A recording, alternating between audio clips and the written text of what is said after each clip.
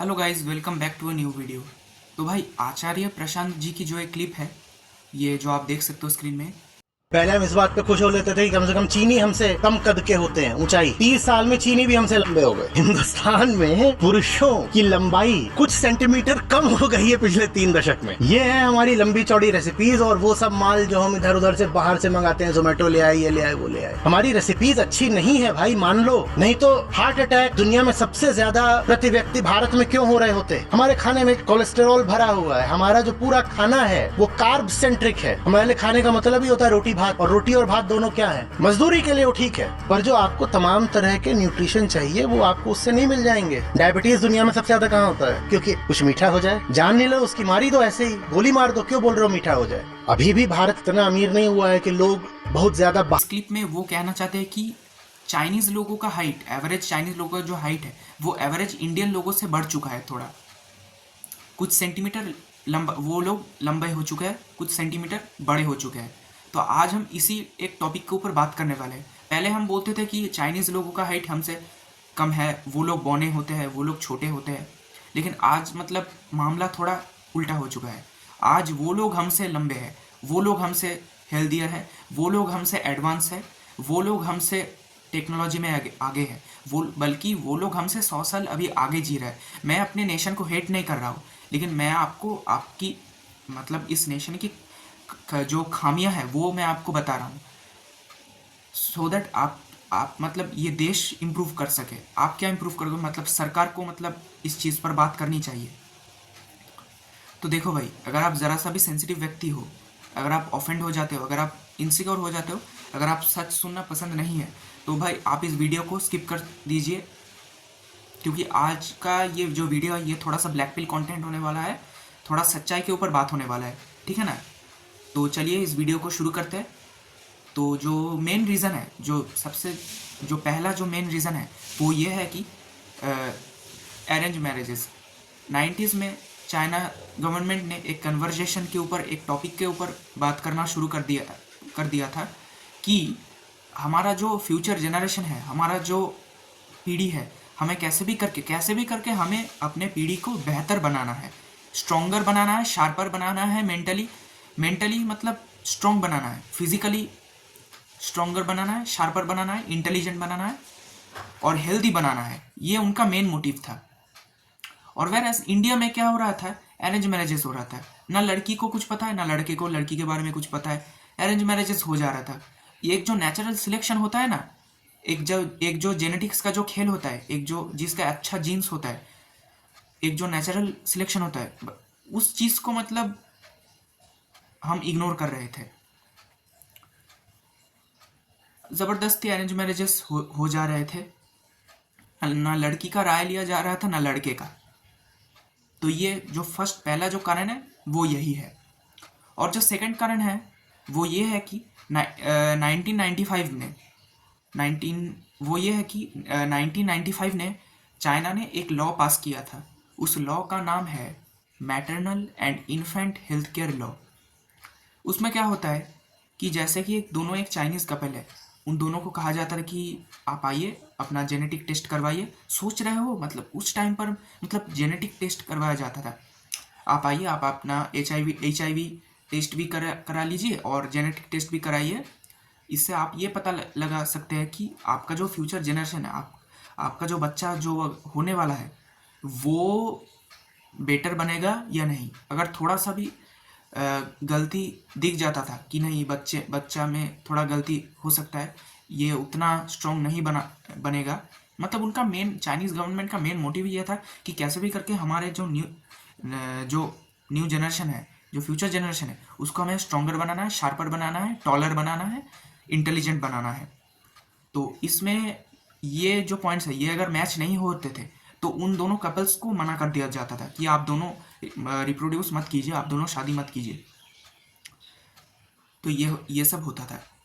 और एक चीज़ पर जो मेन है वो ये है कि चाइनीज़ गवर्नमेंट ने डाइट पर फोकस किया जनता के। इस लॉ को पास करवाया गया, वो है न्यूट्रिशनल प्रोग्राम्स। तो चाइनीज़ लोगों ने क्या किया, स्टूडेंट न्यूट्रिशनल प्रोग्राम्स को चालू कर दिया। ताकि वो स्टूडेंट लोगों के हेल्थ और हाइट को इम्प्रूव कर सके।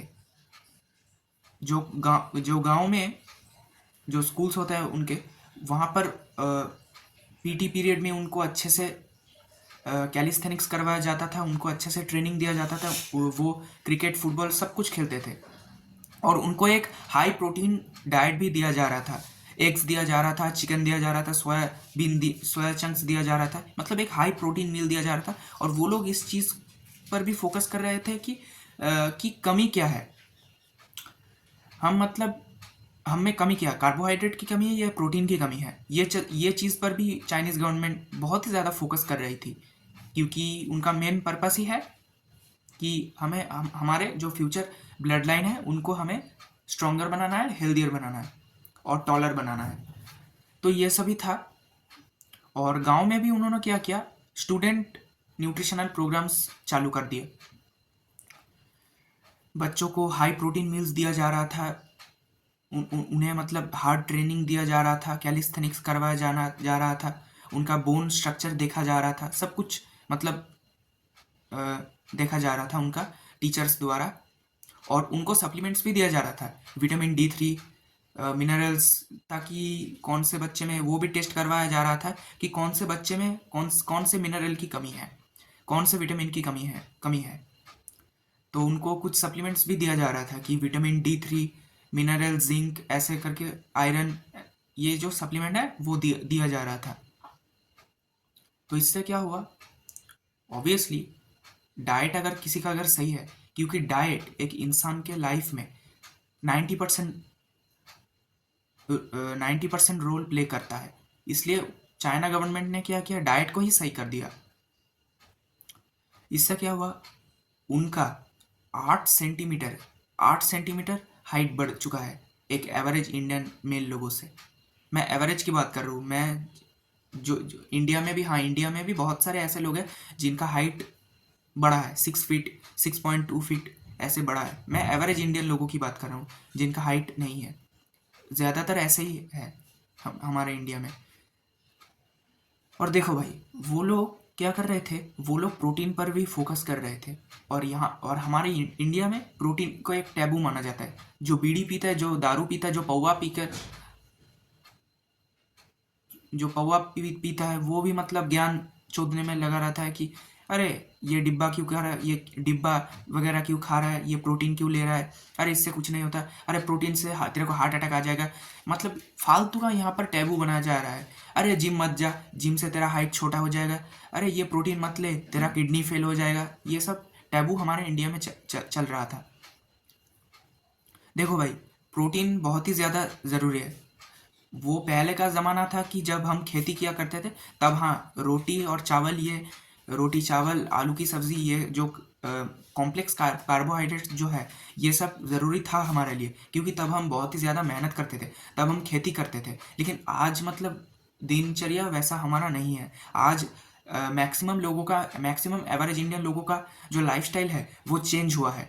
इसलिए ये अपने दिमाग से निकाल दो, एक हाई प्रोटीन डाइट अपने डाइट में ऐड करो और इन सब फालतू चीज़ों से निकलो।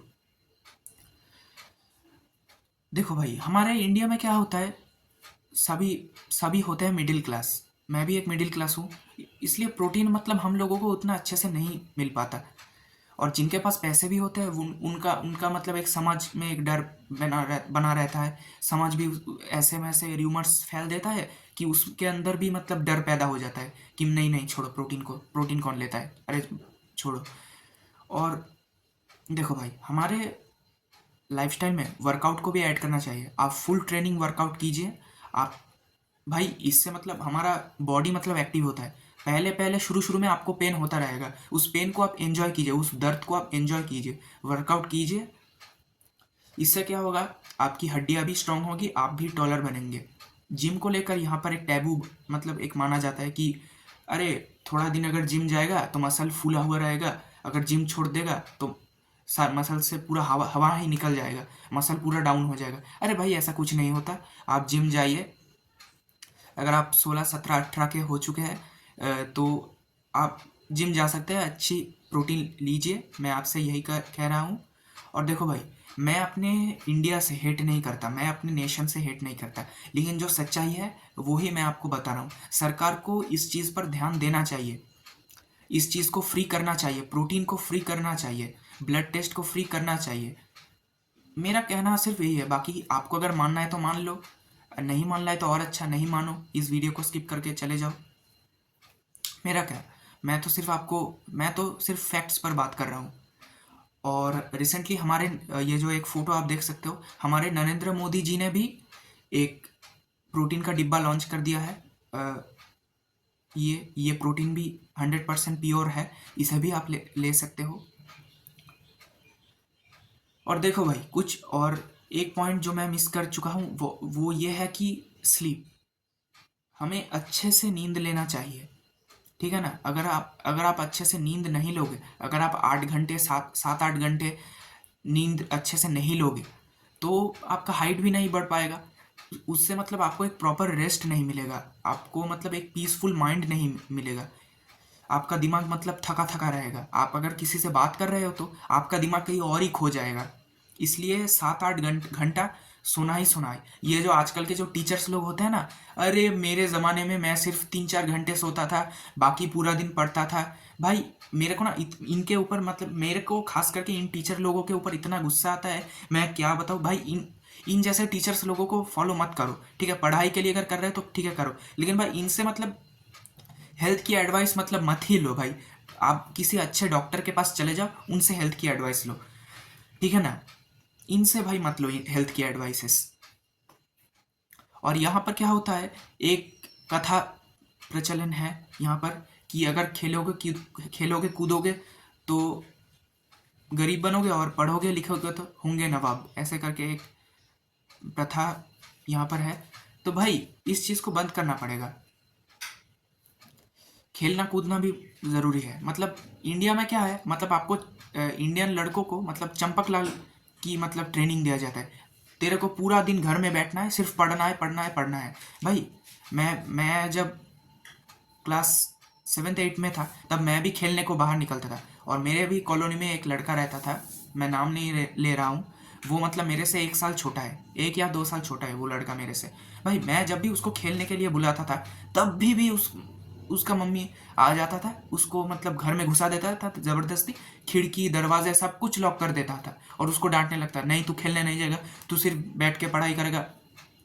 उसके बाद से मैंने भी उससे बात करना मतलब बंद कर दिया। और आज भाई मैं जब उस लड़के को देखता हूँ तब भाई पूरा चर्बी जम गया है, पूरा मोटा हो चुका है वो लड़का, पूरा दिन घर में बैठा रहता है आजकल। मैक्सिमम लोगों का केस है, घर से बाहर नहीं निकलते। भाई मतलब क्या बनाऊँ, मतलब ऐसी लाइफस्टाइल, ऊपर से कार्बोहाइड्रेट लोडेड फूड, कार्बोहाइड्रेट लेना थोड़ा सा बंद कीजिए, प्रोटीन के ऊपर भी ध्यान दीजिए। तो ठीक है, चलिए आज का वीडियो यहीं तक था। अगर आपको समझ में आया तो आप अपना राय कमेंट सेक्शन में मेरे को ज़रूर दे सकते हो। अगर आपका खुद का भी कोई राय है तो वो भी आप कमेंट सेक्शन में ज़रूर दे सकते हो। और मैं किस पॉइंट को मिस कर गया वो भी आप मेरे को बता सकते हो, और मैं सही हूँ कि गलत वो भी आप बता सकते हो, ठीक है ना। तो तब तक के लिए गुड बाय, जय हिंद।